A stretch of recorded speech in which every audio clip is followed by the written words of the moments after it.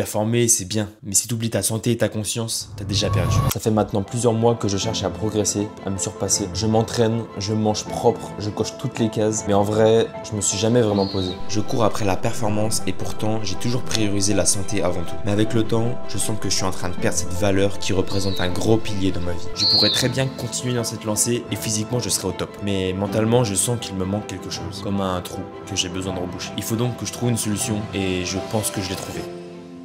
Je vois encore trop de sportifs tomber dans ce piège. Ils pensent qu'ils sont en bonne santé, mais ils vivent sous cortisol, inflammation, compulsion. Ils mangent seulement ce dont ils ont besoin pour leur pratique sportive, mais ils oublient complètement ce dont ils ont vraiment besoin pour leur corps. Combien de personnes que vous connaissez qui font de la musculation mangent encore comme Thibaut Inchep à l'époque prime de ses œufs, riz, poulet. Il mangeait forcément autre chose, mais c'était pas bien différent de son alimentation quotidienne. Et même lui il disait. Dans ce contexte, on pourrait croire que son corps est en parfaite santé, et pourtant il mangeait quasiment aucun légume, qui sont essentiels pour que ton métabolisme fonctionne correctement. Avec le temps, on perd cette prise de conscience que bien manger, c'est aussi bien manger en saveur, mais pour profiter de cette saveur, il faut en être conscient. Et c'est cette conscience-là, justement, de savourer chaque chose au quotidien que j'ai totalement perdu. Comme bon nombre d'entre nous. J'ai besoin de retrouver ce goût, ce plaisir que tu prends à chaque fois, à chaque bouchée, quand tu manges un truc nouveau par exemple. C'est pour ça que je veux voir ce que ça change si je coupe tout. Pas pour maigrir, mais pour m'écouter. C'est pourquoi je vais jeûner 48 heures. L'objectif c'est bien sûr de ne pas manger pendant 48 heures et en termes d'hydratation j'ai seulement le droit à de l'eau. Certains diront que des cafés ou des tisanes t'as le droit, mais moi je veux vraiment ressentir aucune saveur durant tout le défi, sinon c'est un peu de la triche. Le but c'est quand même aussi de faire ce que je fais au quotidien normalement, donc ce qui veut dire de garder mes séances d'entraînement pour voir comment je me sens avant, pendant et après. Il y a une citation connue de Jean de La Fontaine que j'aime beaucoup qui dit « On ne connaît la valeur des choses qu'après les avoir perdues ». Et c'est d'autant plus vrai avec la nourriture.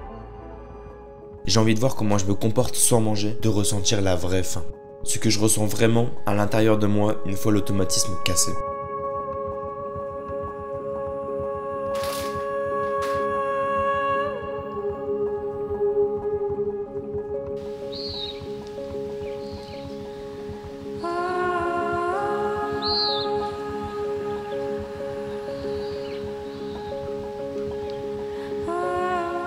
Il est 14 h donc ça fait à peu près 18 heures que j'ai pas mangé. Franchement en vrai ça va. Je sens juste que je suis un peu fatigué, je sens que j'ai pas trop d'énergie. Mon corps il commence à puiser un peu dans les réserves donc pour l'instant c'est ok. Mais à voir avec la suite comment je me sens. Et j'ai juste peur un peu pour l'entraînement que je vais faire si j'aurai de l'énergie ou pas. Mais on va voir ça.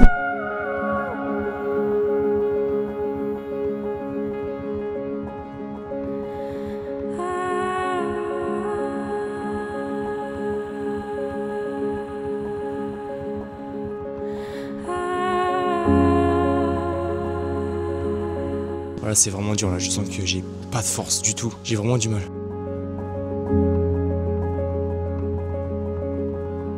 Avec le temps, je me rends compte que je ne mange que pour nourrir mon corps. Je mange plus par habitude, avec un but certes, mais sans ressenti concret.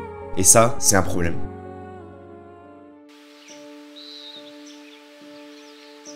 À jeun, tout se simplifie, tes sens s'aiguisent. Je sens mes pensées plus nettes, mes émotions plus vraies. Je commence à ressentir la vraie faim, pas la fausse. T'as pas le choix de rentrer complètement à l'intérieur de toi, de ressentir tout ce qui se passe, qu'il soit positif ou négatif.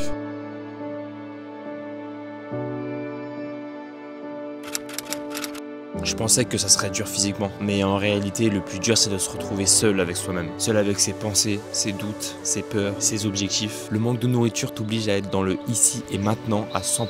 Et ça te met une claque.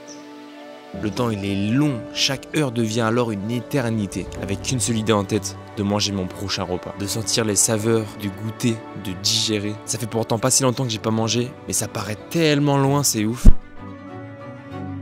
Ok, ça fait 42 heures que j'ai pas mangé. Franchement, le deuxième jour, ça va, je m'attendais à bien pire que ça. C'était vraiment le premier jour que mon corps, il avait vraiment du mal à s'adapter. Tu sais, c'est normal, il demande de la nourriture, donc il t'envoie tous les signaux pour te faire comprendre qu'il a faim. Donc physiquement, c'était vraiment plus dur hier. Là, honnêtement, ça va parce qu'en fait, je m'occupe. Parce que dès que je fais rien, je pense direct à la nourriture. Je sens que j'ai faim, etc. Donc j'essaie vraiment de m'occuper au max. Et j'ai trop hâte parce que c'est bientôt la fin de ce défi. Donc j'ai juste hâte de goûter quelque chose, d'avoir de la saveur dans la bouche. Il y a des moments où je me suis dit, putain, mais qu'est-ce que je fous? Pourquoi je fais ça en fait? Mais je fais ça surtout pour pas rester dans ma zone de confort parce que c'est quand même vraiment important selon moi de pas toujours rester dans ses habitudes et de se bousculer un peu pour voir comment ton corps et ton cerveau vont réagir. Et c'est trop stylé en fait de faire des expériences sur ton propre corps. Et il n'y a rien de plus stylé que de se connaître soi-même. Donc c'est parti pour mon prochain repas. Vous c'est dans un cut et moi ça va être dans quelques heures, donc j'ai hâte de fou. Je suis trop content juste d'y penser là.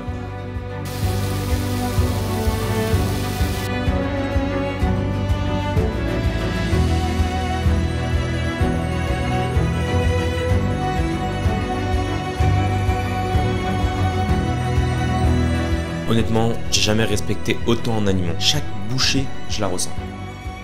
Maintenant, je comprends mieux ce que veut dire se nourrir.